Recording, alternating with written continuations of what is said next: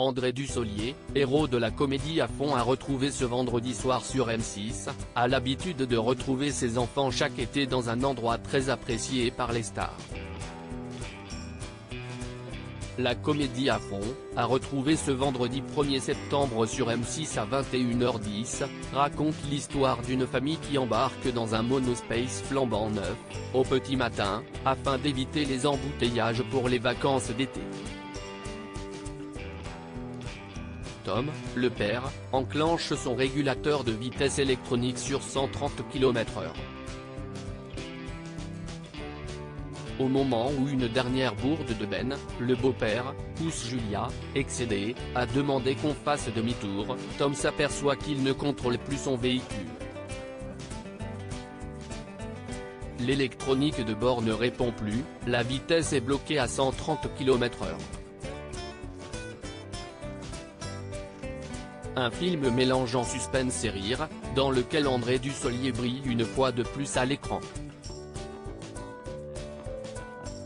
Mais l'acteur apprécie également le fait de pouvoir se reposer l'été, lui qui ne cesse de multiplier les tournages à 77 ans.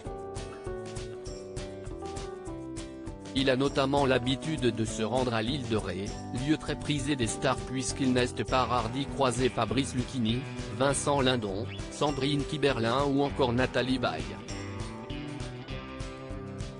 Un endroit qu'il a découvert bien avant que celui-ci ne devienne touristique. J'y venais avec mes cousins.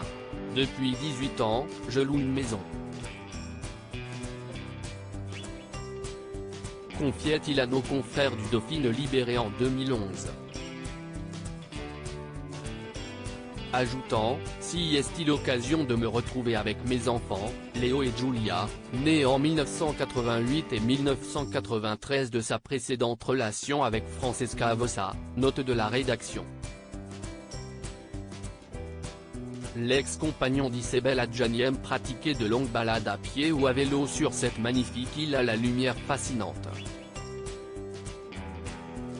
Un grand acteur, André Dussolier, fait partie de la longue mais privilégiée liste des personnalités qui ont marqué le cinéma français de leur empreinte.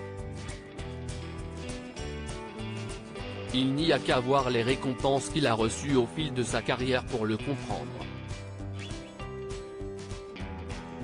En effet, ce ne sont pas moins de 3 Césars qui ont été empochés par le comédien, que ce soit ceux de meilleur acteur dans un second rôle en 1993 et 2002 pour Un cœur en hiver et La chambre des officiers, ou celui du meilleur acteur en 1998 pour On connaît la chanson. À noter qu'il excelle également au théâtre. En 2015, après 4 nominations, il recevait enfin le Molière du comédien.